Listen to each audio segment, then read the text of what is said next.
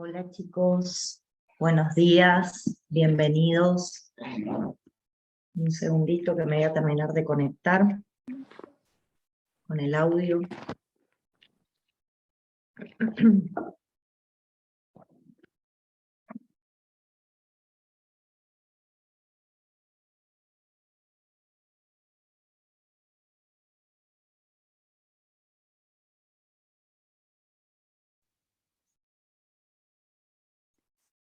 Bueno, bien, bienvenidos a todos. Vamos a ir comenzando el teórico del día de hoy. Con respecto al teórico de hoy voy a hacer algunas aclaraciones. Tenemos dentro de este teórico alumnos del grupo D y del grupo B, y en particular los alumnos del grupo D hoy van a tener un día bastante divertido porque van a tener, además de este otro teórico conmigo, recuerden que recuperamos el que yo no les pude dar el día lunes, lo recuperamos hoy de 12 a 14, lo que implicaría que los chicos del grupo D que están presentes, la verdad no tuvieron su primer teórico aún esta semana, sin embargo los del grupo B sí lo tuvieron. Entonces, lo que me gustaría por ahí aclararles, quédense tranquilos los chicos del grupo D, lo que vamos a ver ahora va a estar directamente relacionado con lo que vamos a trabajar al mediodía hoy en la clase presencial.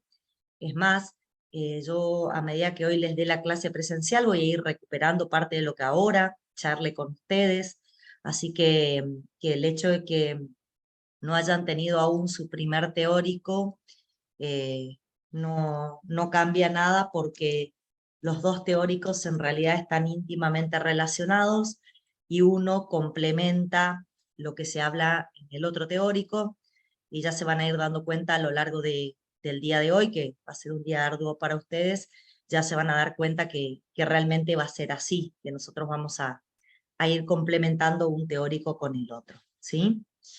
Bueno, para todos, recuerden que estamos trabajando con la última parte de la segunda era, estamos trabajando con lo que se denomina nutrición normal, ¿sí?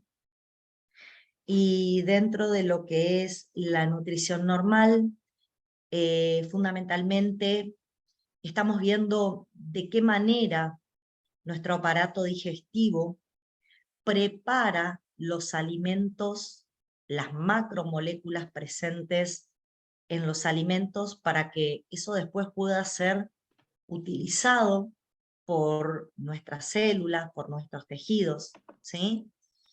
Voy a empezar a compartir pantalla del PowerPoint, así podemos empezar a darle forma a lo que vamos a charlar la clase de hoy.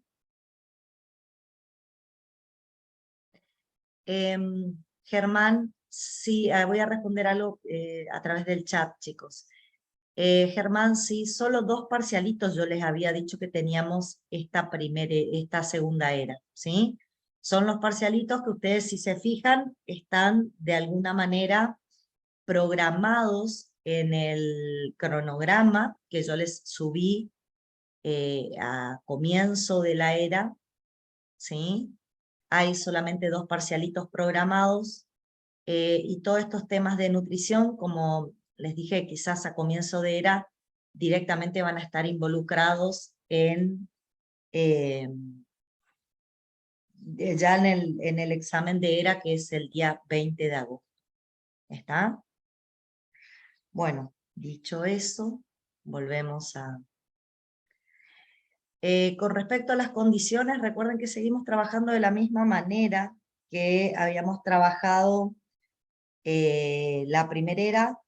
En teóricos tienen 2 parcialitos, tienen que tener un promedio de 4 en notas entre ambos parcialitos, y uno de los parcialitos pueden desaprobar, pero el promedio de notas de los parcialitos le tiene que dar un 4, ¿sí? Eso es para responder también a lo que me están preguntando a través del chat. Bueno, Vamos a seguir. Bueno, les decía, fíjense, si nosotros tomamos en cuenta lo que les estaba mencionando, vamos a ir viendo, y eso lo vamos a, de alguna manera, cerrar en esta semana. Vamos a ir viendo que el aparato digestivo, el sistema digestivo, lo que hace es, como les dije yo, preparar los alimentos ingeridos para que estos puedan ingresar a nuestro medio, para que puedan ser absorbidos, y de esa manera se pueda llegar a la nutrición de las células o de nuestros tejidos, ¿sí? Teniendo en cuenta eso,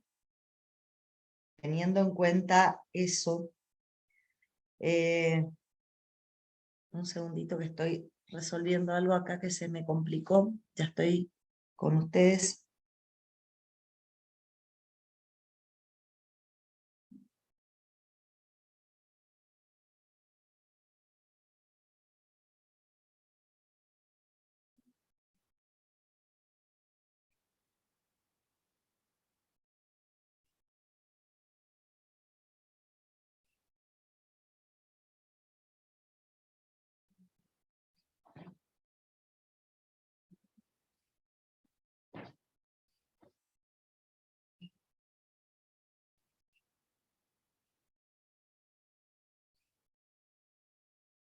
Ahí está, ahí lo pude resolver.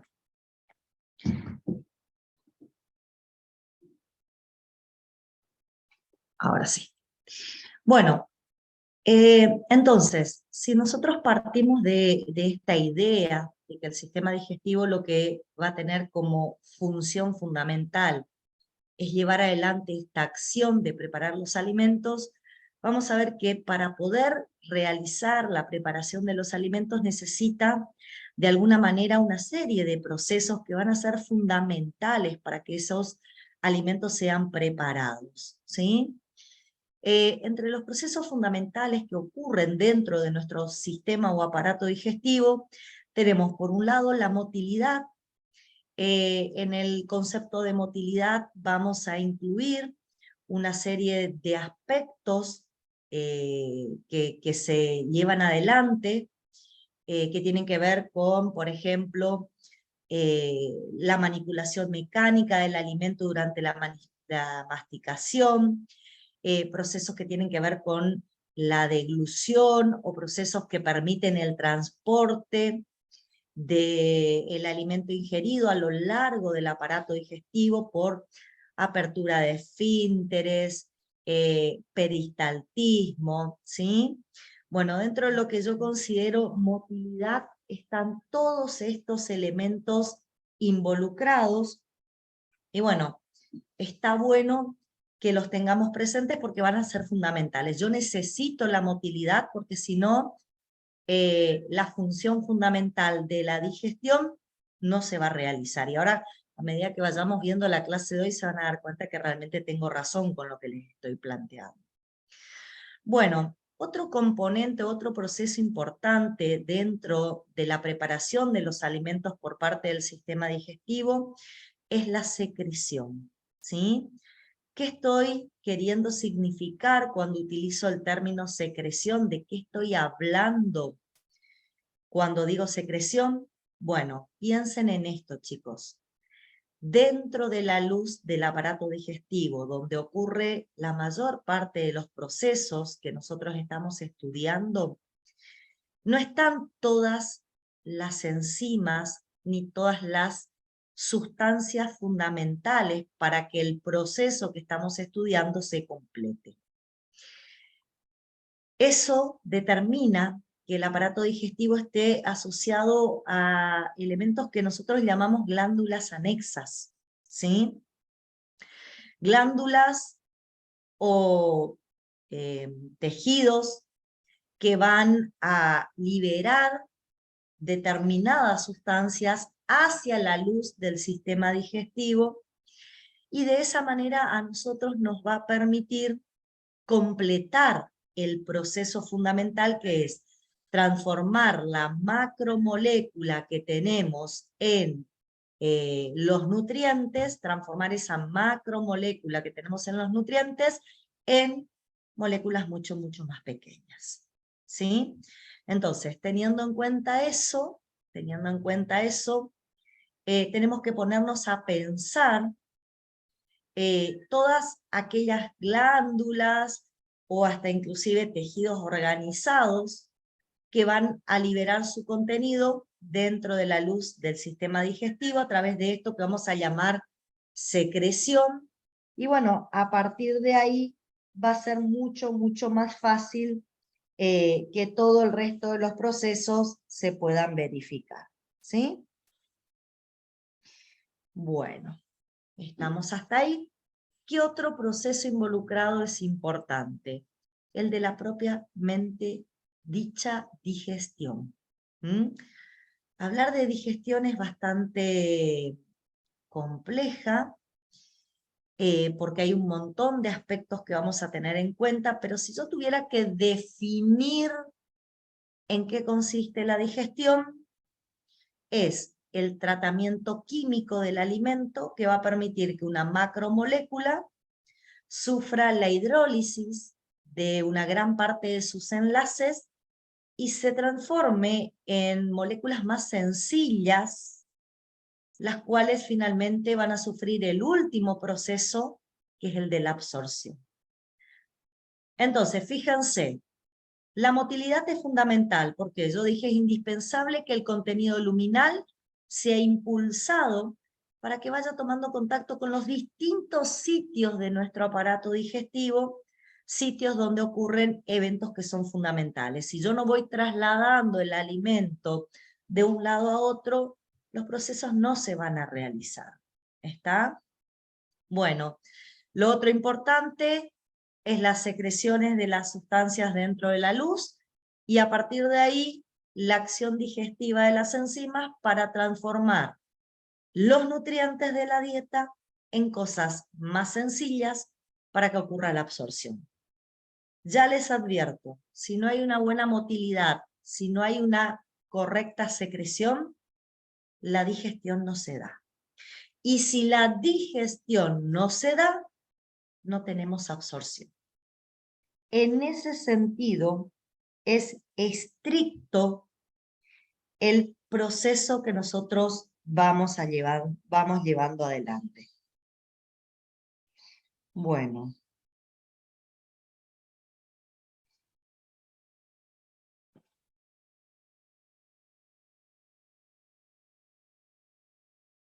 Estamos.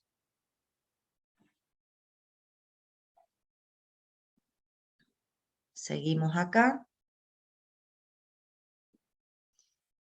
Entonces, ¿cuáles son, resumiendo lo que acabo de decir, a ver si me ayuda, cuáles son las características que va a tener el sistema digestivo? Que a través de las funciones motoras, secretoras y digestivas, que de alguna manera una va de la mano de la otra, preparamos el alimento para que ocurra la absorción. Si en estas tres primeras que yo mencioné existe alguna falla, algo que no se da correctamente, chicos, esta absorción no se va a producir. Y ahí vamos a estar en algo que vamos a estudiar la última semana antes de la ERA. Se va a dar algo que se llama un síndrome de mala absorción, que es algo bastante interesante, porque todo lo que vemos como procesos normales no se van a verificar, y a partir de ahí vamos a tener inconvenientes en esos procesos. ¿Sí? Bueno, para que todo esto ocurra de manera coordinada, para que todo esto ocurra de manera, sí, coordinada sería la manera, porque uno va ayudando a que el otro proceso se produzca. Nosotros vamos a regular las funciones del sistema digestivo, y lo vamos a regular por dos sistemas, por un sistema nervioso y por un sistema hormonal. Vamos a hablar primero, los vamos a presentar para que ustedes tengan una idea global de qué es este sistema nervioso y de qué es este sistema hormonal que les estoy mencionando, ¿sí?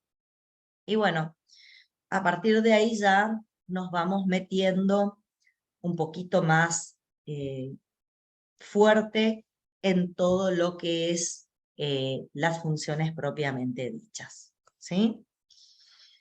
Con respecto al sistema, disculpen, al control nervioso del sistema gastrointestinal, tengo que contarles que en verdad el aparato digestivo está controlado por dos mecanismos diferentes.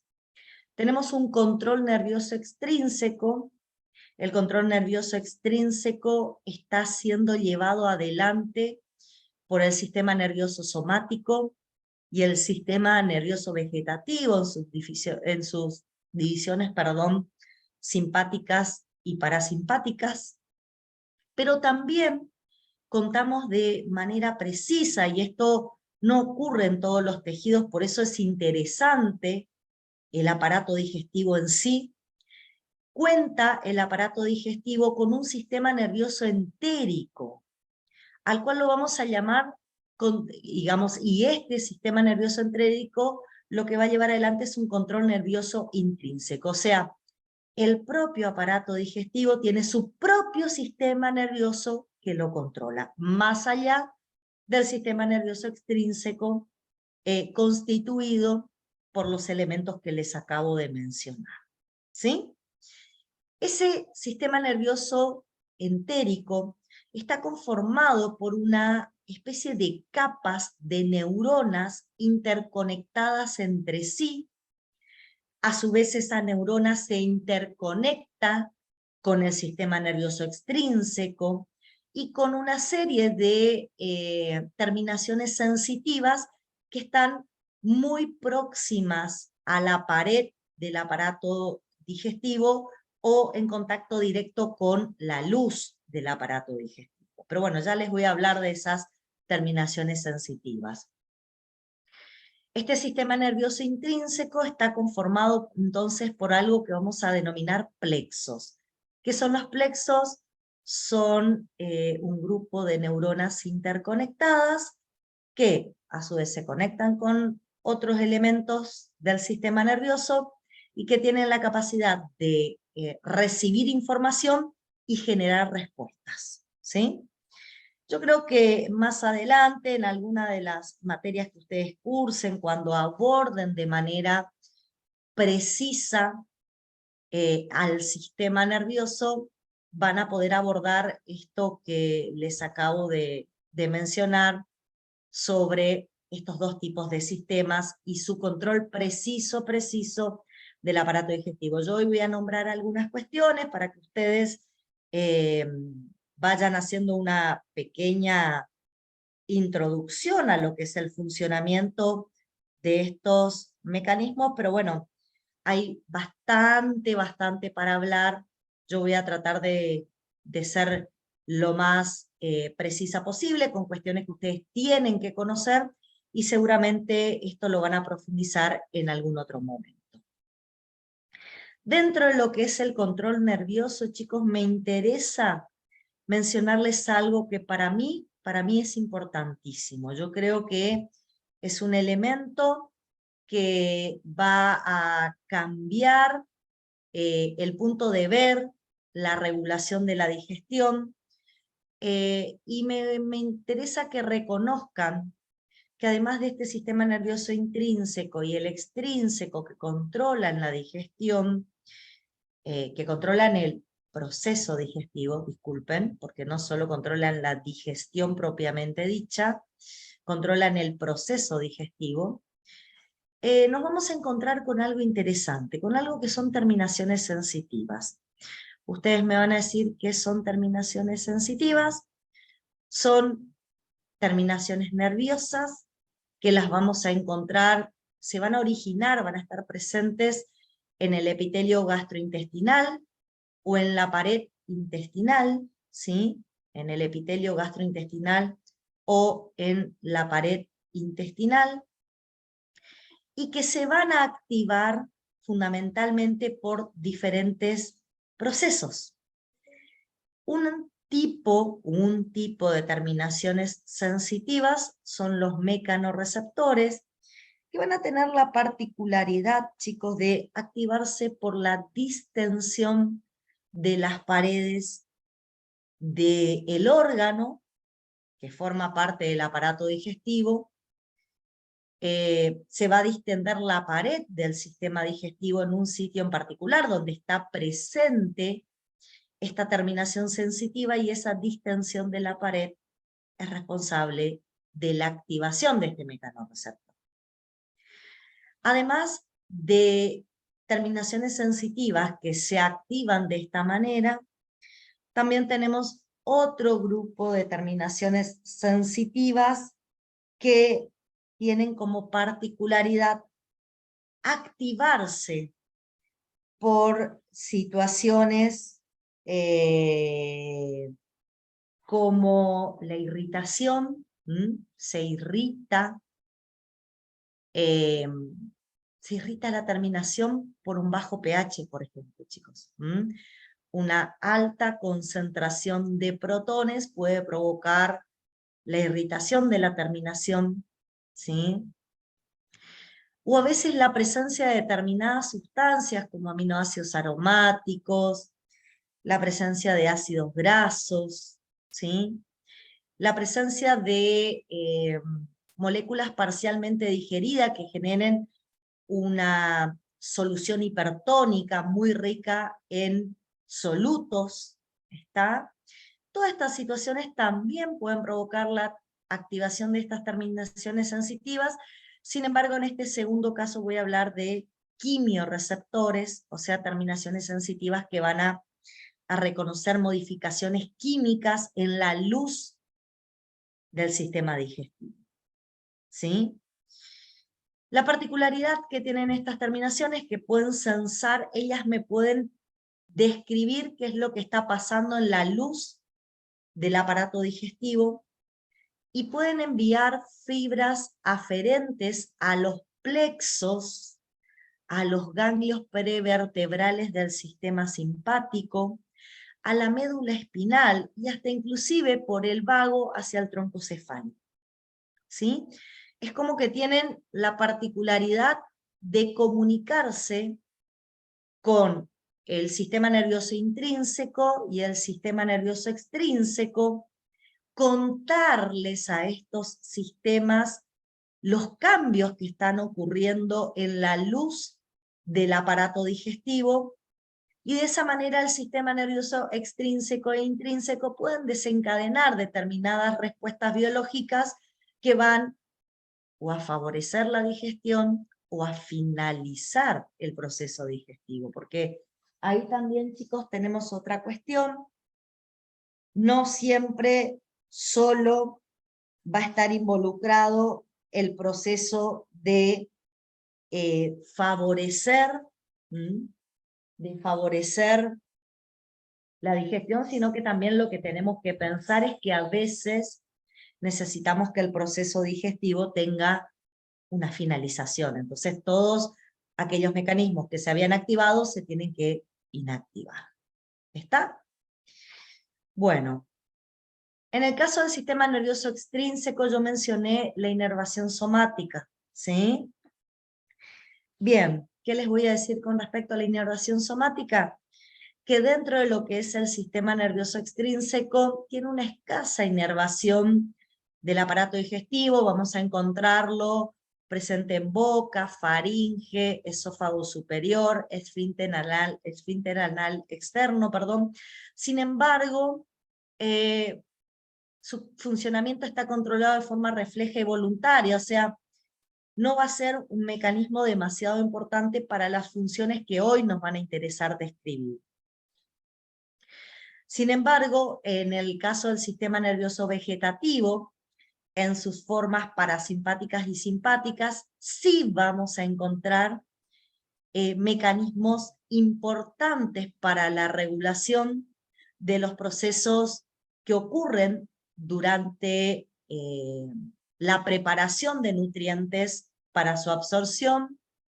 Y lo que vamos a ver es que cuando activamos los nervios parasimpáticos de este sistema, ya después vamos a ver cómo se activan esos nervios, lo que vamos a observar fundamentalmente es que se va a liberar un neurotransmisor, que es la acetilcolina, ¿sí? Y esta acetilcolina, al unirse más que nada a receptores muscarínicos, se va a unir en el sistema digestivo, van a aumentar la secreción de glándulas exócrinas. De esa manera nosotros vamos a lograr que el contenido de esas glándulas accedan a la luz del sistema digestivo y traigan todas las enzimas y sustancias que van a ser fundamentales para el proceso que vamos a llevar adelante durante la digestión. También vamos a observar la contracción de la musculatura externa longitudinal, que va a colaborar con este proceso digestivo que estoy mencionando, y también la relajación de esfínteres, que va a permitir el traslado desde una región a otra del sistema digestivo de este nutriente que está siendo preparado para que finalmente lo podamos absorber. ¿Está? Bueno, ¿cómo vamos hasta ahí? Un segundito que voy a conectar.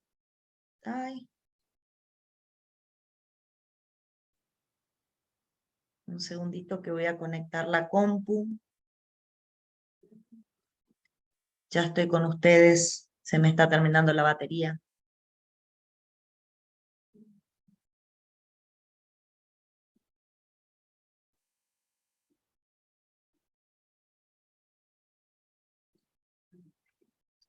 Bueno.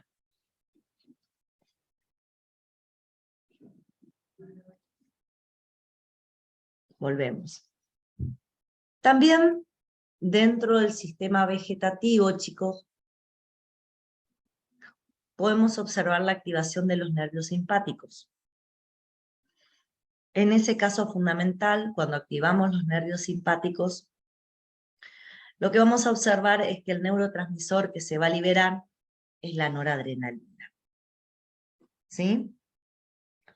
La noradrenalina, particularmente, va a provocar dentro de las funciones de este sistema digestivo la contracción de la musculatura externa circular, la relajación de la musculatura externa longitudinal, la vasoconstricción refleja y por lo tanto una disminución de la secreción glandular y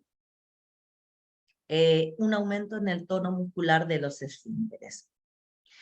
Quizás lo que el sistema parasimpático permite, favoreciendo el proceso digestivo, el parasimpático lo que hace es, de alguna manera, volver todo el sistema a la normalidad una vez que la digestión ha finalizado. ¿Está? Y como pueden ver, el parasimpático va a conectarse a través del vago directamente con el sistema nervioso entérico y a partir de ahí va a generar respuestas que van a favorecer el proceso digestivo. También a través de los nervios pélvicos puede conectarse con el sistema nervioso entérico. Fundamentalmente lo va a hacer con el plexo mientérico. ¿Por qué? Porque el plexo mientérico es el que está relacionado a la regulación del aporte de sangre hacia el aparato digestivo y por lo tanto de la secreción de las glándulas.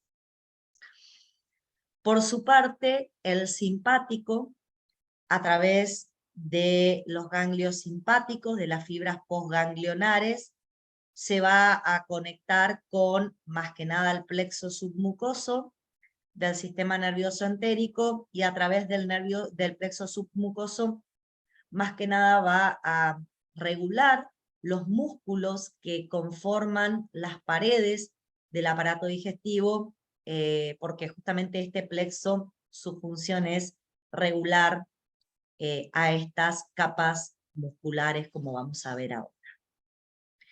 Con respecto al sistema nervioso intrínseco, mencioné dos plexos, me gustaría que lo veamos acá en esta imagen, porque es un poco más demostrativa de lo que les puedo explicar.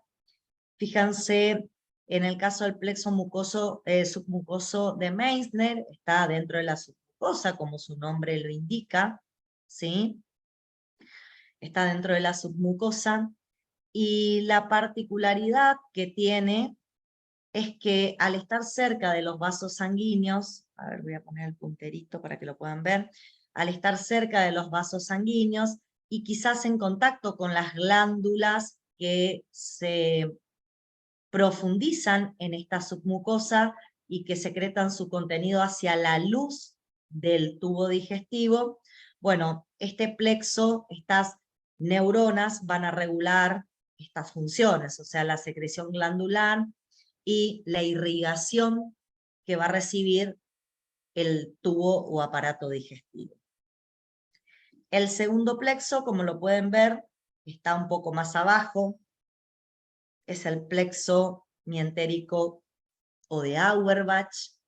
Está, como les mencioné, dentro de lo que es la capa muscular externa, entre el músculo liso circular y el músculo liso longitudinal, e indudablemente va a inervar a esas dos capas musculares, regulando justamente a ellas, y con eso regulando más que nada la motilidad del tubo digestivo, ¿sí?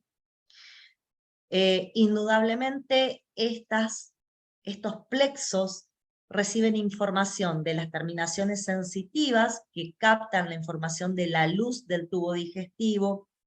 También están interconectadas al sistema nervioso extrínseco, y van a, de alguna manera, conjugar respuestas según la información que reciban de estos otros mecanismos que también están involucrados en la regulación nerviosa.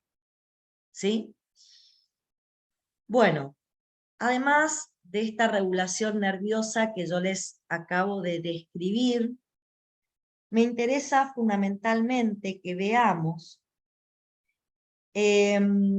una regulación o control hormonal que podemos observar. Esa regulación o control hormonal, más que nada,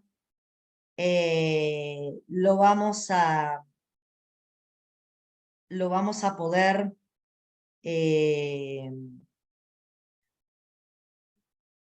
generar debido a que en las paredes de nuestro aparato digestivo aparecen células enteroendocrinas. Ustedes me van a preguntar, a ver qué es esto de células enteroendocrinas, a qué estoy haciendo referencia cuando menciono esta situación. Y bueno, son células aisladas, chicos.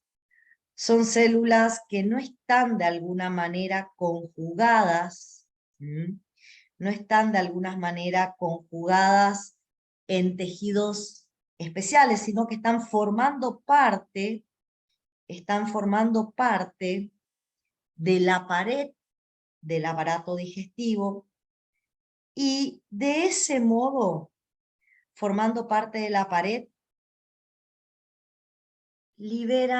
reciben información y liberan moléculas mensajeras, ¿sí? Liberan moléculas mensajeras.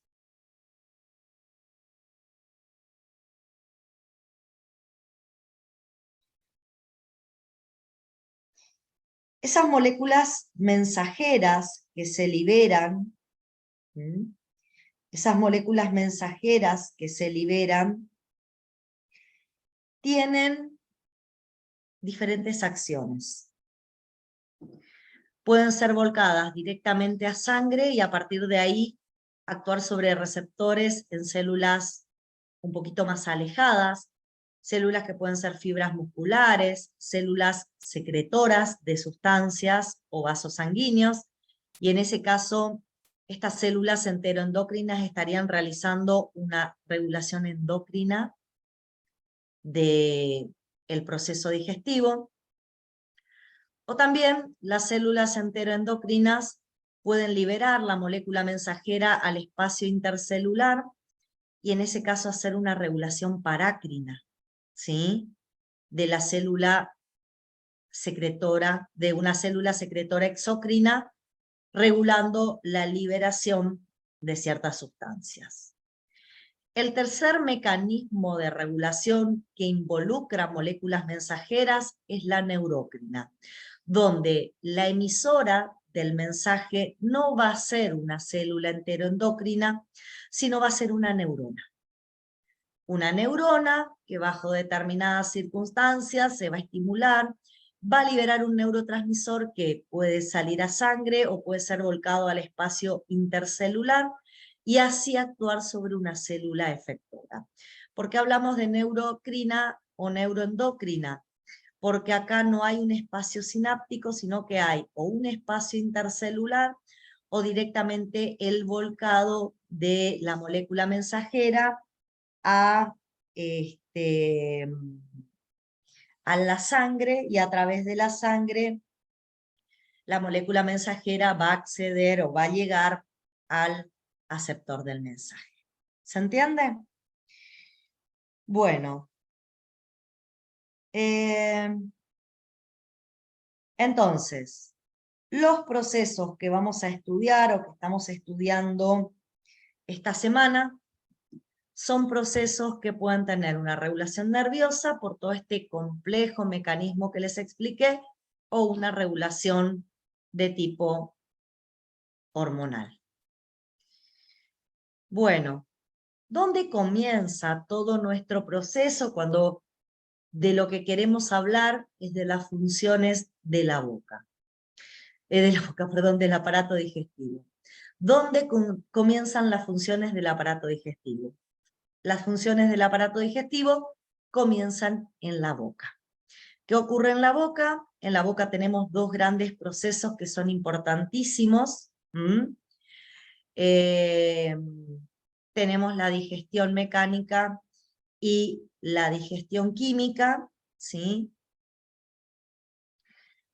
Con respecto a la digestión mecánica, es un proceso bastante consciente, la realizan los dientes cuando nosotros llevamos adelante el proceso de masticación, y la función fundamental de este proceso de masticación o digestión mecánica es la fragmentación de los alimentos, perdón, la fragmentación de los alimentos en componentes más pequeños, en fragmentos más pequeños, para darle una mayor superficie de trabajo a todas las enzimas que a partir de ahora tengan que llevar adelante la digestión química. Aumento la superficie de trabajo de las enzimas cuando realizan después la digestión química. Con respecto a la digestión química, ¿de qué estoy haciendo referencia? ¿O a qué estoy haciendo referencia? En ese caso estoy haciendo referencia a una digestión a una digestión enzimática, donde van a aparecer enzimas que van a catalizar la hidrólisis de determinados enlaces en nuestra macromolécula, sobre la cual hicimos, la macromolécula que consumimos como alimento, ¿sí? En ese grupo de enzimas, en la boca encontramos la amilasa salival, que la vamos a usar para la digestión química de hidratos de carbono, la amilasa salival, que la vamos a usar para la digestión química de lípidos, y también aparece otra enzima, que es la lisozima, y que tiene una acción antibacteriana, o sea, nos ayudaría a esterilizar el contenido de la boca. Piensen que estamos incorporando sustancias que vienen desde el exterior, ¿sí? Bueno, lo que estaría haciendo es ayudar a esterilizar el contenido de la boca para que justamente no tengamos microorganismos que puedan a través del alimento invadir a nuestros tejidos. Bueno, ¿qué secreciones aparecen en la boca? Porque más allá de la digestión mecánica y química, cuando nosotros inicialmente ponemos el alimento en la boca, no siempre tengo todo lo necesario para hacer la digestión química. ¿Y por qué digo esto? Porque para poder hacer la digestión química necesito la secreción salival. La saliva tiene la función de lubricación, protección y comenzar la digestión de algunas macromoléculas. ¿De dónde sacamos la saliva? La sacamos de las glándulas parótidas. A nivel submaxilar también tenemos glándulas que aportan saliva, lo mismo que a nivel sublingual.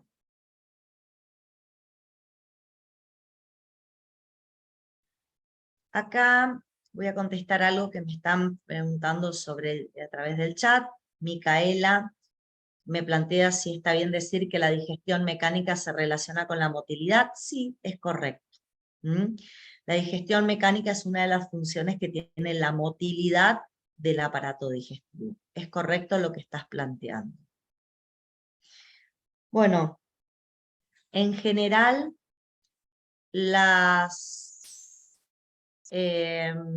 un segundo, quiero ver, creo que lo puse por ahí. Las glándulas submandibulares, o sea, las sublinguales y las submaxilares, fundamentalmente, son las que hacen el mayor aporte de secreción de saliva hacia la boca. ¿Qué tiene la saliva? Está bueno que entendamos qué tiene la saliva para poder saber por qué funciona de esa manera, ¿no es cierto? Tiene un 99% de agua, tiene sustancias antimicrobianas, chicos, como la lisozima IgA. Estos son las sustancias que están involucradas en la protección que tiene la saliva. Yo les hablé de una esterilización. Bueno, la protección que tiene la saliva hacia evitar que ingresen patógenos junto con los alimentos. Tiene componentes orgánicos, donde están fundamentalmente las enzimas y otras sustancias. Ahí vamos a encontrar a la amilasa, la lipasa, mucus, glucoproteínas, lactoferrina, y también tiene diferentes electrolitos. Todos estos elementos de una u otra manera ayudan a lubricar el alimento. Ustedes piensen que el alimento es una sustancia en general con un muy bajo contenido acuoso, y nosotros tenemos que lograr que ese alimento se pueda movilizar o transitar de manera fácil a través del aparato digestivo, y para que este tránsito sea de alguna manera facilitado, es importante que esté lubricado, estén lubricadas las moléculas de nutrientes. Y bueno, acá en la saliva ya empiezan a aparecer sustancias como el mucus, por ejemplo, el agua, que fluidifican al nutriente y ayudan a su transporte de manera paulatina. Bueno, la acción de las enzimas para comenzar la digestión. Repasemos, para los chicos del grupo D, no se preocupen, porque lo vamos a charlar al mediodía. Aparece la amilasa salival, ¿sí?, que tiene una función fundamentalmente sobre los polisacáridos de la dieta. Y después aparece la lipasa, que tiene función digestiva sobre algunos tipos de triacilglicéridos en particular. Bien, ¿cómo hacemos para que la saliva llegue a la boca? Porque yo pongo el alimento en la boca y lo que pretendo a partir de poner el alimento en la boca es que empiece la digestión, ¿sí? Cuando nosotros ponemos el alimento en la boca y de manera voluntaria empezamos el proceso de masticación, en las paredes de la boca se activan una serie de mecanorreceptores. Mecanorreceptores que envían aferencia al sistema nervioso extrínseco, el cual se va a activar y va a responder a través del sistema simpático y parasimpático. Pero no solo se activan mecanorreceptores, sino que también se activan quimiorreceptores. Estos quimiorreceptores que están en las paredes de la boca, en la parte final, donde ya la boca se conecta con las vías respiratorias superiores, con la nariz. Aparecen terminaciones sensitivas que van a percibir olores, van a degustar la presencia del alimento en la boca, hasta inclusive la posibilidad de visualizar el alimento es otro elemento fundamental para que se activen estos quimiorreceptores. También, al igual que los mecanorreceptores, los quimiorreceptores envían aferencias al sistema nervioso extrínseco intrínseco, también recibe el intrínseco aferencias, recibe información, pero en este caso particular, chicos, la respuesta la vamos a recibir por la activación del sistema nervioso extrínseco a través de la activación del sistema simpático y parasimpático. En general, el parasimpático va a ser el que fundamentalmente va a responder y va a liberar acetilcolina sobre los vasos sanguíneos que irrigan a la glándula responsable de fabricar la saliva, va a liberar acetilcolina sobre las células acinares, conforman los acinos de esa glándula, va a liberar acetilcolina sobre las células ductuales, que forman los canales de esas glándulas, y la verdad es que también sobre las mioepiteliales, que están acá, disculpen, sobre las mioepiteliales también, y lo que va a provocar la acetilcolina es una estimulación. Al estimular los vasos sanguíneos va a aumentar la irrigación, va a llegar más energía, va a llegar más nutrientes a la glándula. Al activar a las células acinares, estas se van a concentrar en aumentar la producción de componentes orgánicos que van a conformar la saliva. Al activar las células ductales, estas, a través de la acetilcolina, estas van a comenzar a aumentar la producción hidroelectrolítica que va a conformar la saliva. Y al activar a las células mioepiteliales que están alrededor de los acinos y alrededor de los ductus, estas se van a contraer y van a ayudar a la expulsión de la saliva hacia la cavidad oral. O sea, en presencia de acetilcolina, se incrementa la formación de saliva y su liberación hacia la cavidad oral.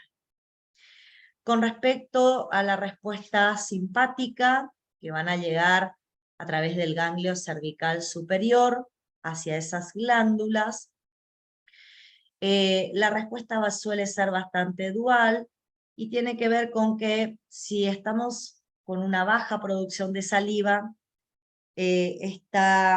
acuérdense que acá el neurotransmisor es, yo les dije, en la simpática es la noradrenalina. Acá la noradrenalina va a tener un efecto potenciador de la liberación de saliva. Sin embargo, si estamos en presencia de gran cantidad de saliva, el efecto ya va a ser de tipo inhibitorio. ¿Estamos? Bueno, como dije entonces, en su parte la secreción de saliva está bajo el control del sistema nervioso autónomo y la estimulación de los nervios simpáticos y parasimpáticos van a aumentar la secreción de saliva, siendo el más importante el parasimpático. ¿Estamos? Se secreta la saliva, tiene los componentes que hacen la digestión química, hacemos la digestión mecánica, y comienza el proceso. Acá me están preguntando a través del chat si los mecanorreceptores se activan ante la masticación o activan la masticación. Es la primera opción, Germán. Acordate que los mecanorreceptores se activan cuando vos distendés la pared de un sitio de tu aparato digestivo. En este caso, cuando comenzamos, porque la masticación se regula de manera voluntaria, ¿sí? Ustedes voluntariamente deciden realizar el proceso de masticación. Al realizar la masticación, se distienden las paredes, esa distensión me activan los mecanorreceptores y los mecanorreceptores desencadenan a través de su conexión con el sistema nervioso extrínseco y el intrínseco, desencadenan la secreción de saliva. No sé si te quedó claro, Germán, lo que te acabo de mencionar. ¿Sí? Bueno. Dale, seguimos entonces. ¿Cómo sigue? Tengo en la boca, aparece un proceso involucrado a la motilidad, que tiene que ver con la deglución. Ustedes en fisiología van a estudiar un poquito todos los componentes que están involucrados en ese proceso de deglución. Hay como una serie de elementos que van a ser fundamentales para que nosotros llevemos adelante el proceso de deglución. ¿Sí? ¿Cómo seguiríamos una vez que se hace la deglución? Seguiríamos en estómago. En estómago, chicos, aparece el ácido clorhídrico, que es el componente fundamental dentro del proceso digestivo.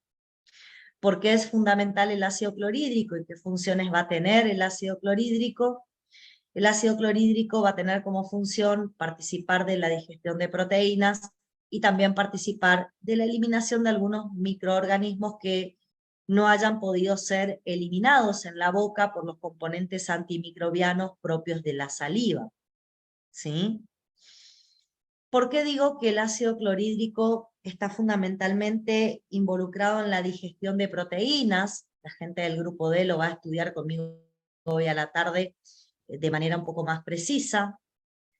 Y es porque el ácido clorhídrico tiene, por un lado, al desnaturalizarme las proteínas, tiene la función de facilitarme la única estructura que yo puedo hidrolizar enzimáticamente en el caso de las enzimas, que son los enlaces peptídicos. La desnaturalización de las proteínas hace que las proteínas pierdan sus estructuras secundarias, terciarias y cuaternarias, para las cuales no tengo mecanismos enzimáticos para destruir.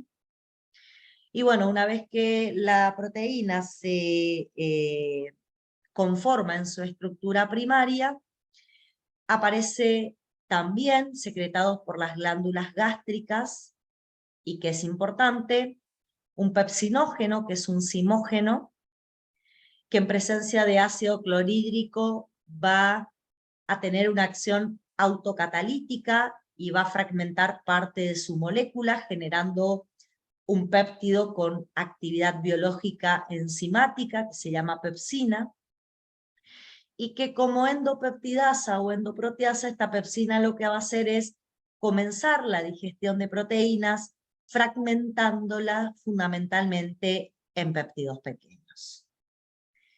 Gracias a la presencia inicial del ácido clorhídrico y la posterior activación del pepsinógeno y su actividad catalítica, dentro del estómago va a haber una digestión parcial fundamentalmente de proteínas, se va a formar un quimo, que es un quimoácido, el cual finalmente va a tener que continuar su metabolismo en el intestino.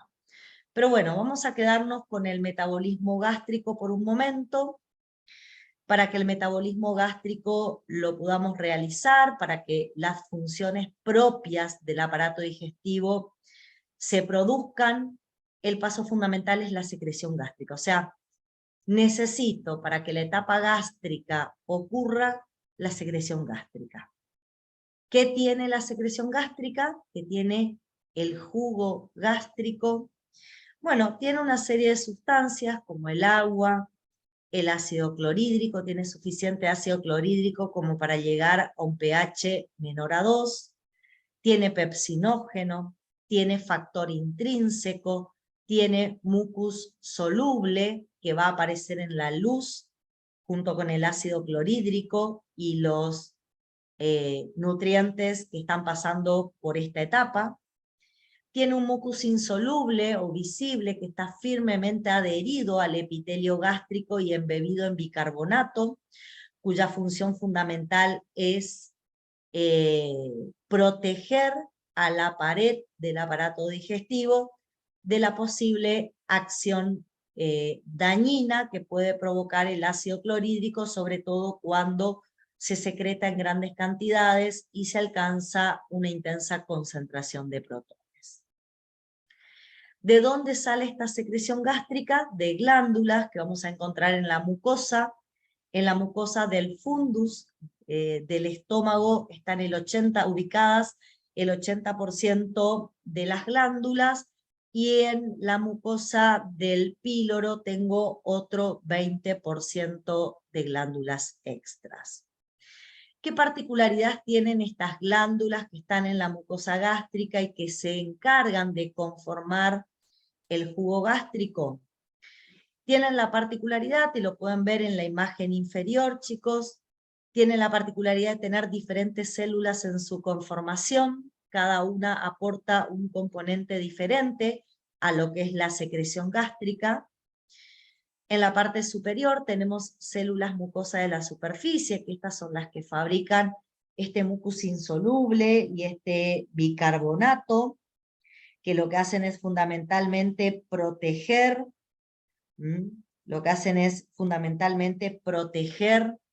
a la pared del estómago de los posibles efectos lesivos que puede tener el ácido clorhídrico,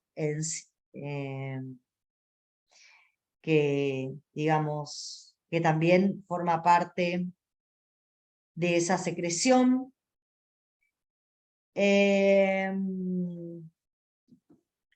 Por debajo aparecen las células mucosas del cuello.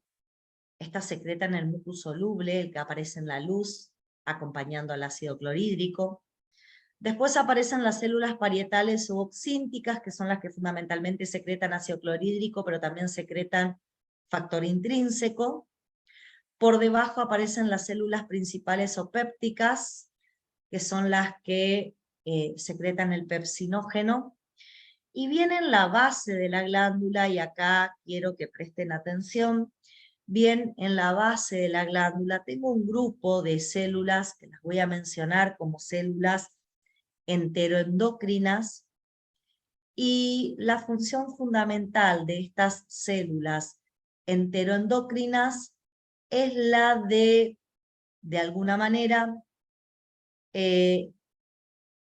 como les mencioné, liberar moléculas mensajeras para que nosotros finalmente tengamos una comunicación hormonal. Ahí van a haber células enteroendocrinas liberadoras de gastrina, se llaman células G, células enteroendocrinas liberadoras de somatostatina, se llaman células D, y células enteroendocrinas liberadoras de histamina, que se llaman células enterocromafines. Ahora ya las van a visualizar.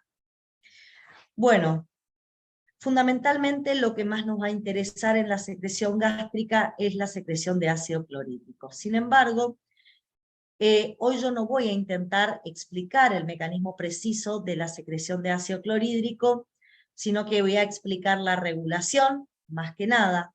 Y para poder explicar la regulación les tengo que contar algo que es fundamental. Me gustaría que todos observen. Quiero que vean que acá en la membrana apical, membrana que da hacia la luz del canalículo de esta célula parietal, acá en la membrana apical aparece una proteína que la vamos a denominar ATPasa protón potasio.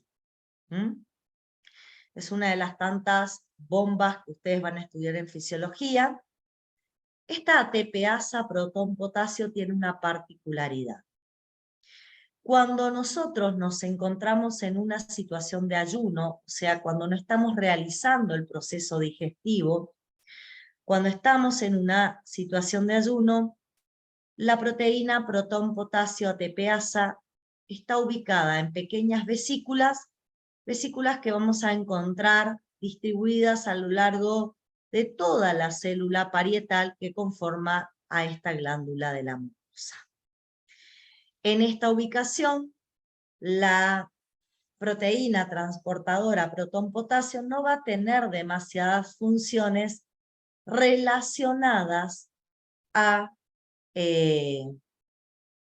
la generación de ácido clorhídrico. Cuando nos ponemos en posingesta, por algunos mecanismos que vamos a estudiar ahora, esa proteína ATPasa, protón, potasio, se traslada hasta esa membrana apical de la célula principal que yo, de la célula parietal, perdón, que yo les acabo de mencionar. Fíjense, como ya no están en las vesículas, sino que ahora aparecen acá en la membrana apical de la célula parietal. Cuando hablamos de regulación, la regulación se encarga de esto, de ayudar a la expresión de esta ATPasa, protón, potasio, desde las vesículas que estaban en el citoplasma hacia la membrana apical. O sea, regular la secreción gástrica, fundamentalmente la secreción de ácido clorhídrico en las células parietales en un estado postprandial, tiene que ver con este mecanismo que les acabo de mencionar. ¿Cómo hacemos para que esa proteína se exprese en la membrana apical? ¿Cómo hacemos para que la proteína que está en pequeñas vesículas aparezca en la membrana apical? Bueno, para hacer eso vamos a necesitar fundamentalmente una regulación, tanto nerviosa como hormonal de esta célula parietal. La regulación nerviosa la realiza digamos, el sistema parasimpático del sistema extrínseco de regulación.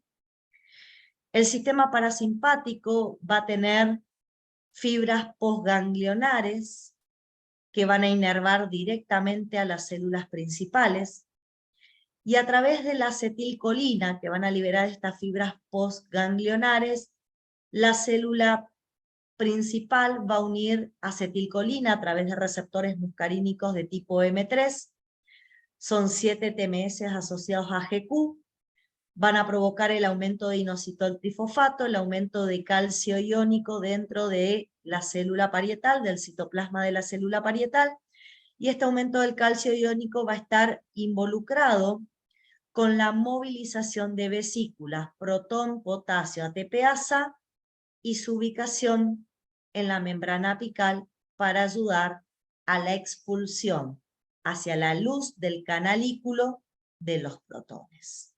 ¿Sí? Por esa estimulación nerviosa, a través de las fibras postganglionares parasimpáticas, también vamos a activar células enteroendocrinas. Si ustedes recuerdan, yo les dije que las células enteroendocrinas estaban acá en la base, fíjense, acá están las parietales inervadas por acetilcolina, y estas que están acá también, alguna de ellas, no todas, reciben la inervación de las fibras postganglionares parasimpáticas y reciben la estimulación de la acetilcolina.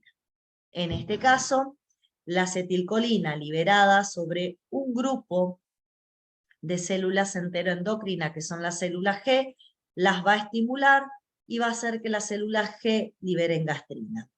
Por su parte, la gastrina va a ser una hormona que vía sanguínea se va a conectar con la célula parietal, va a tener receptores en la célula parietal, la va a estimular y también a través de receptores metabolotrópicos va a provocar la expresión y la movilización de las vesículas que tienen la proteína protón, potasio, ATPase hasta la membrana apical para ayudar a la salida de potasio. Esta gastrina, como segunda función, se une a células enteroendocrinas vecinas, esto es por un mecanismo endocrino también. En especial se va a unir a las células de tipo enterocromafines, que se van a estimular y van a liberar histamina. Las células de tipo enterocromafines también se pueden regular por las fibras postganglionares parasimpáticas y van a liberar histamina. La histamina, al igual que la gastrina y la acetilcolina, también va a encontrar receptores en la célula parietal, y a través de esos receptores de la célula parietal, lo que va a producir es una movilización de vesículas y va a facilitar la expulsión de los protones. Todo este mecanismo tiene una contrarregulación que frena, si no, nunca frenaríamos la liberación de ácido clorhídrico. En parte, dentro de lo que son las glándulas, encontramos también algunas enteroendocrinas que se llaman células D, y estas tienen la particularidad de, cuando el pH en la luz intestinal es un pH muy bajo, menor a 2 en general, ellas a través de quimiorreceptores se estimulan, y al estimularse, liberan somatostatina, que de alguna manera la somatostatina frena todo este proceso, porque va a inactivar directamente a la célula parietal, y también va a inactivar a las células G, evitando que se siga produciendo o se siga facilitando la liberación de ácido clorhídrico. ¿Sí? Bueno, cuando hablamos de la estimulación de los procesos secretivos, chicos, una de las cosas que podemos ver es que los procesos secretivos que ocurren en el aparato digestivo tienen 3 etapas en su estimulación. Vamos a hablar de una estimulación en fase cefálica, cuando estimulo una secreción mientras el alimento está siendo masticado o esté presente en la boca. Vamos a hablar de una etapa o una fase gástrica en la estimulación de la secreción, cuando el alimento, a través de algunas acciones motoras, llegan al estómago. Y vamos a hablar de una fase intestinal, de un proceso de secreción, cuando el alimento parcialmente digerido ya llega al duodeno del aparato digestivo. O sea, siempre que hablemos de procesos secretivos, en general vamos a tener en cuenta qué pasa en cada una de esas etapas con el proceso secretivo. Nosotros hace un momento habíamos estudiado la secreción de saliva y vimos que la secreción de saliva solamente va a ocurrir en la fase cefálica, ¿sí? Sin embargo, cuando hablamos de la secreción gástrica ocurre en las 3 etapas del proceso. Ustedes me van a decir, ¿se secreta ácido clorhídrico desde que pongo el alimento en la boca? Sí. Sin embargo, la regulación de esa secreción no es lo mismo en la cefálica, en la gástrica y en la intestinal. Vamos a ver que en la fase cefálica, si ven, vamos a favorecer la secreción de jugo gástrico, va a ser mínima. La mayor secreción de jugo gástrico la vamos a observar en la fase gástrica, y en la fase intestinal vamos a impedir que esa secreción se siga realizando. En la fase cefálica, la regulación de la secreción gástrica tiene un componente fundamentalmente nervioso. A través de los quimioreceptores que tengo en la boca, voy a identificar la presencia del alimento en la boca, y estos quimiorreceptores van a activar al sistema nervioso extrínseco, que como dije, responde a través de las fibras postganglionares parasimpáticas, liberan acetilcolina, y en este caso las fibras postganglionares van a liberar acetilcolina sobre las glándulas gástricas, produciendo el efecto que les mencioné anteriormente de la acetilcolina sobre las glándulas gástricas, que va a provocar la liberación de acetilcolina en la etapa cefálica sobre las glándulas gástricas, va a provocar que haya una pequeña liberación de ácido clorhídrico al estómago. El estómago está vacío aún en la etapa cefálica. Eso va a hacer que rápidamente, al no tener nada al estómago, el pH descienda. El pH desciende, se activan las células D y la somatostatina inmediatamente vuelve a inactivar la secreción gástrica. O sea, se secreta jugo gástrico, como el estómago está vacío, el pH disminuye rápidamente y a partir de ahí se inactiva. Una vez que el alimento llega al estómago, esta secreción se vuelve a estimular, aumenta otra vez el pH por la llegada del bolo alimenticio desde la boca hasta el estómago.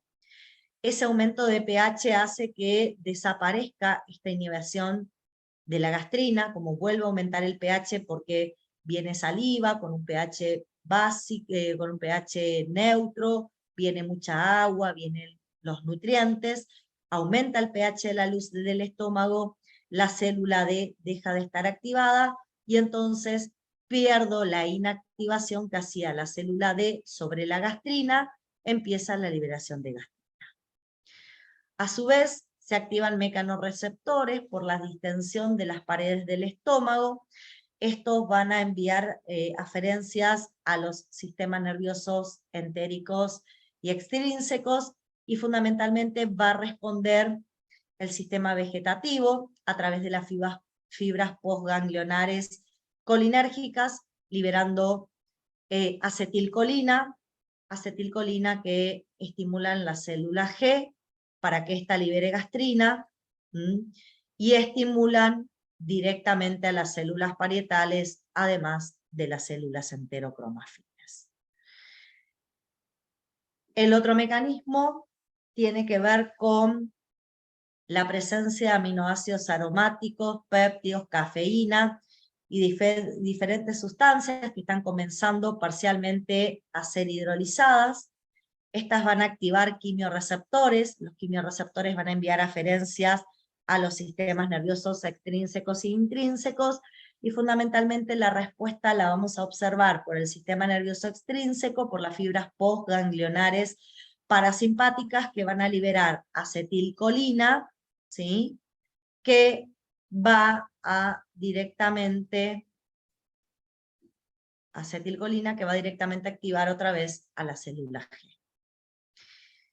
Finalmente, se va a liberar pepsinógeno, esto estimulado por las fibras nerviosas postganglionares colinérgicas, acetilcolina, y por la presencia de ácido clorhídrico, el pepsinógeno se va a transformar en pepsina, que es la forma activa que vamos a tener. Cuando pasamos a la fase intestinal va a ser cuando teníamos el nutriente en el estómago, liberé la secreción gástrica actuó, y en determinado momento, por mecanismos relacionados con la motilidad, el contenido gástrico como quimoácido pasa al intestino, pasa al duodeno. Ahí empezamos con la fase intestinal. La llegada del quimoácido al duodeno hace que el duodeno se distienda, digamos, se distiendan las paredes. Eso activa mecanorreceptores. En este caso, los mecanorreceptores envían señales al sistema nervioso, tanto entérico como extrínseco. En este caso, el que responde fundamentalmente es el extrínseco a través del sistema simpático, y lo que provoca es que el sistema simpático ahora, a través de fibras que inervan las glándulas gástricas, inhiban la liberación de gastrina, y a través de fibras que de alguna manera regulan a las fibras musculares que recubren el estómago, inhiban la contracción del músculo del estómago y la contracción también del intestino. Esto nos va a llevar a que toda la producción de jugo gástrico se empiece a detener, así como también los procesos que tienen que ver con la motilidad y que están relacionados al envío de quimoácido hacia el duodeno.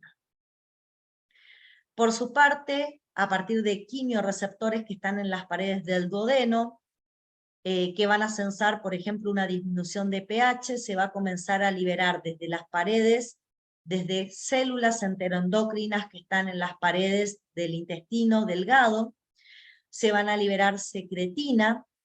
La secretina va a tener un efecto hormonal, va a actuar sobre las células parietales de las glándulas gástricas, inhibiéndola, y va a actuar sobre células que conforman el páncreas exócrino, aumentando la liberación de bicarbonato desde el páncreas exócrino, y también van a inhibir el vaciado gástrico para evitar que siga llegando quimoácido desde el duodeno hacia el estómago. Los otros quimioreceptores que se pueden activar son los que sensan la presencia de ácidos grasos o una solución hipertónica. Estos van a provocar que se estimulen células enteroendocrinas de las paredes del intestino y se libere colecistoquinina y péptido HIP. Estos van a inhibir el vaciado gástrico por un mecanismo hormonal, van a inhibir la célula G, van a estimular la secreción de enzimas por el páncreas, van a estimular la contracción de la vesícula biliar, y lo que vamos a ver es ahora que estamos inactivando la secreción gástrica, evitando que la secreción gástrica llegue al duodeno, y una vez que logramos eso, estamos generando las condiciones necesarias para que en el duodeno continúe el proceso digestivo. ¿Qué necesito para que en duodeno continúe el proceso digestivo? Necesito la secreción pancreática y la secreción biliar. Bueno, estamos con los alimentos en intestino, acá vamos a finalizar la digestión, y una vez que finalicemos la digestión podemos comenzar con el proceso de absorción. Pero como dije, para que en duodeno finalice la digestión, yo necesito la secreción pancreática.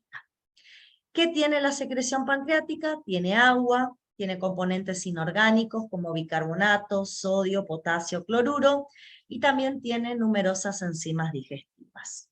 ¿Sí? Bueno, ¿quiénes secretan estos elementos que conforman la secreción pancreática? Los acinos del páncreas exócrinos, las células acinares que conforman los acinos del páncreas exócrino son los responsables de sintetizar todas estas enzimas que están acá.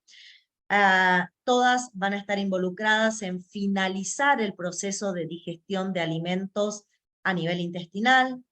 Aparece la amilasa salival, la triglicérido hidrolasa o lipasa pancreática, amilasa pancreática, la amilasa pancreática, la lipasa pancreática, la fosfolipasa 2, la colesterol esterohidrolasa, la colipasa, los zimógenos que usamos para la digestión de proteínas, como el tripsinógeno, el quimiotripsinógeno, la procarboxipeptidasa, la proelastasa, y algunas enzimas que nos van a ayudar en la digestión de ácidos nucleicos presentes en los alimentos de la dieta, como por ejemplo la ribonucleasa y la desoxirribonucleasa. Por otro lado, dijimos que la secreción pancreática tenía un componente hidroelectrolítico. Este va a ser sintetizado y liberado hacia el lumen por las células ductuales. Por lo tanto, tengo que lograr una estimulación de ambas células, las células acinales y las células ductulares, para que se forme la secreción pancreática y esta pueda ser finalmente volcada al duodeno. Como dije, el proceso digestivo se regula de manera nerviosa y hormonal, y se regula en 3 etapas diferentes. a excepción de la secreción de saliva, que solamente se regula en la etapa cefálica y después ya no tiene estimulación.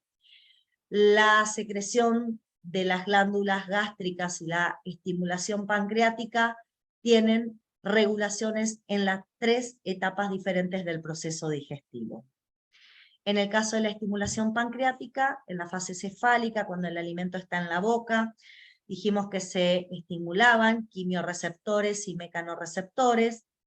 Estos, como dije, estimulan al sistema nervioso, que va a responder fundamentalmente a través de el parasimpático, las fibras postganglionares parasimpáticas, que van a liberar ahora acetilcolina, fundamentalmente en el nivel de las células acinares, y la liberación de acetilcolina, fundamentalmente a nivel de las células acinares, ¿sí?, va a ser responsable de un aumento en la producción y de la secreción de enzimas desde el páncreas exócrino.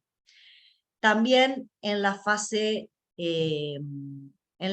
gástrica, la activación de mecanorreceptores va a provocar una estimulación del sistema nervioso tanto entérico como extrínseco, y el que va a responder más que nada otra vez es el parasimpático, que en la fase gástrica de la secreción pancreática, lo que va a hacer es también volver la acetilcolina a estimular a las células acinares y así provocar un aumento en la producción y en la liberación de enzimas desde el páncreas, ¿sí? Bueno, una vez que llegamos con el alimento, una vez que llegamos a la fase intestinal,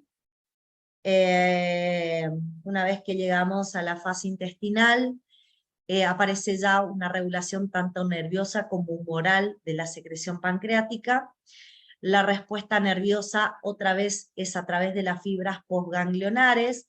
De nuevo se distienden las paredes del intestino y se activan mecanorreceptores, lo había mencionado acá, a través de la activación de las paredes se activan mecanorreceptores, y esos mecanorreceptores van a estar involucrados de alguna manera en la activación del sistema, como respuesta a la activación del sistema parasimpático, la liberación de acetilcolina, y de nuevo, ¿qué más dijimos? Que cuando la acetilcolina se activa, lo que vamos a evidenciar es más que nada activación de células acinares.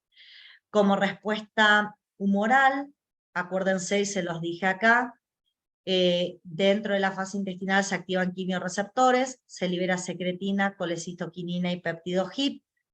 En cuanto a la secreción pancreática, la colecistoquinina fundamentalmente va a favorecer la estimulación de la fracción enzimática, estimulando acinos, y la secretina va a favorecer la liberación hidroelectrolítica. Esto le va a dar fluido a la secreción pancreática. Por lo tanto, cuando estamos en la fase intestinal es donde realmente se secreta hacia duodeno la secreción pancreática, porque se empieza a fluidificar por estos componentes hidroelectrolíticos favorecidos por la acción de la secretina. ¿Cómo aparecía la secretina? Se los mencioné acá. Por quimiorreceptores que sensaban disminución de pH. ¿Sí? Bueno, además de la secreción pancreática, cuando el alimento está en duodeno, necesito la secreción biliar.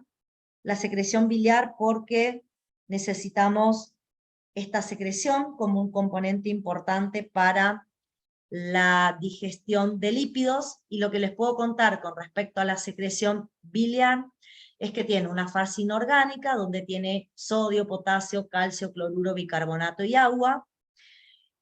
Sobre todo tiene mucho bicarbonato, y es lo que a mí me interesa porque yo necesito alcalinizar el duodeno. Llega un quimoácido desde el estómago, yo necesito que eso se amortigüe.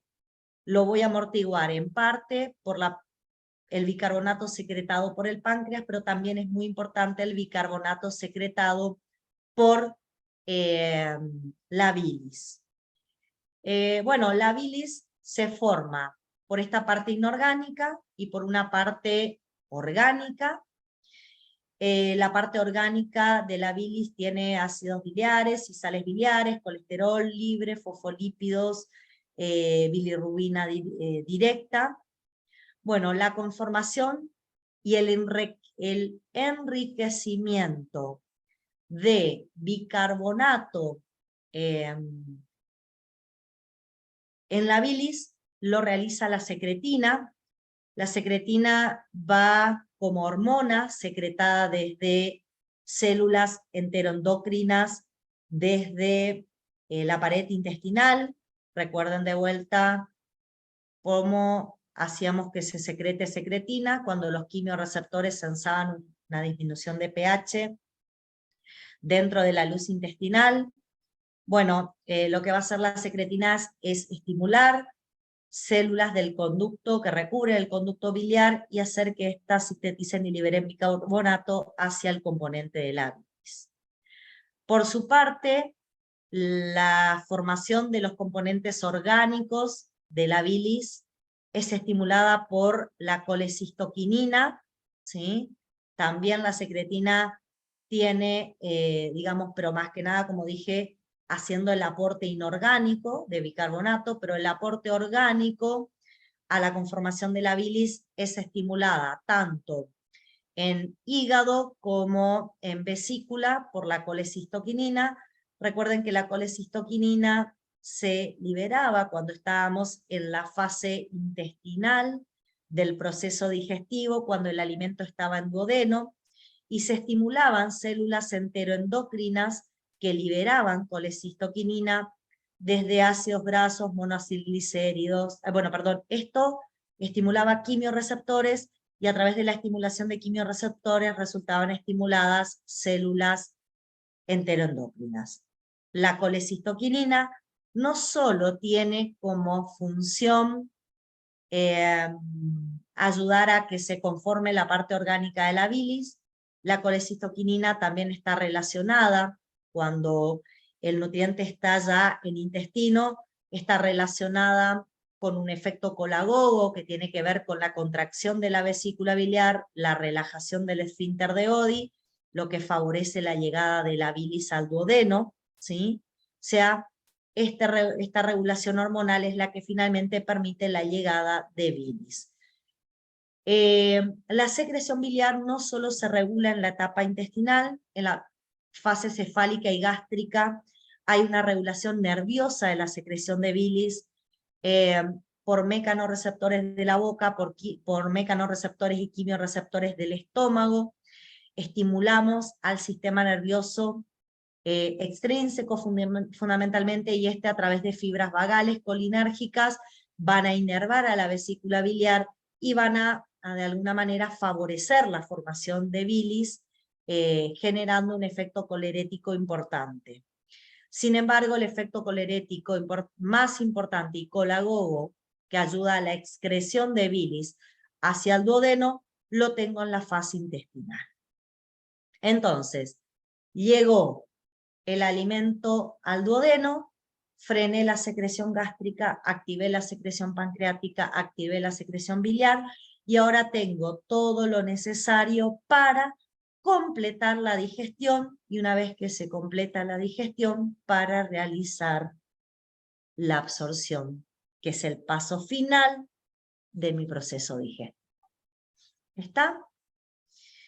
Bueno, ustedes ya saben, bueno, en el caso del grupo D lo vamos a ver hoy, por qué necesitábamos la secreción de saliva, cuál era la función en el proceso digestivo, por qué necesitábamos la secreción gástrica, cuál era la función del ácido clorhídrico y del pepsinógeno en el proceso digestivo, y por qué necesitábamos la pancreática y la biliar, cuál era la función de ambas secreciones en el proceso digestivo. Sí, chicos, sí, Germán, voy a subir la clase a la plataforma, quédense tranquilos, así lo pueden volver a ver. les voy a subir 2 capítulos de un libro de fisiología, que me parece que son los que mejor describen este proceso, y les voy a subir el PowerPoint como para que tengan un pequeño resumencito y tengan las imágenes para ir de alguna manera siguiendo lo que estamos estudiando. ¿Sí? Bien, no sé si tienen alguna pregunta para hacer, algo que me quieran comentar. Si no, Grupo B, gracias por acompañarme esta semana en los teóricos, gracias por estar ahí siempre atentos a todo lo que tengo para contarles, que tengan un buen final de semana. Seguimos la semana que viene con procesos digestivos. Y al grupo D, hoy vamos a comer el postre en la facultad, de 12 a 14 tenemos teórico y tenemos el parcialito que les correspondía a ustedes en esta semana. ¿Está? ¿Estamos todos de acuerdo con eso? ¿Sí? Bueno. Bueno, chicos, gracias por estar del otro lado, como siempre, y nos vemos, sí. Antolini, Mayra, ¿te puedo pedir, estoy contestando algo del chat, chicos, que me lo preguntes la semana que viene en clase en lo posible, porque no tengo acá la lista y la verdad es que no te voy a poder brindar esa información en este momento, pero la semana que viene cuando tenga las listas, charlamos y no hay ningún problema. ¿Está? Genial, gracias. Bueno, no sé si alguien tiene algo más para decir. Gracias, ¿No? profe. No, por favor, a ustedes que están del otro lado. Nos vemos, chicos. Que sigan bien. Hasta luego. Chao, profe.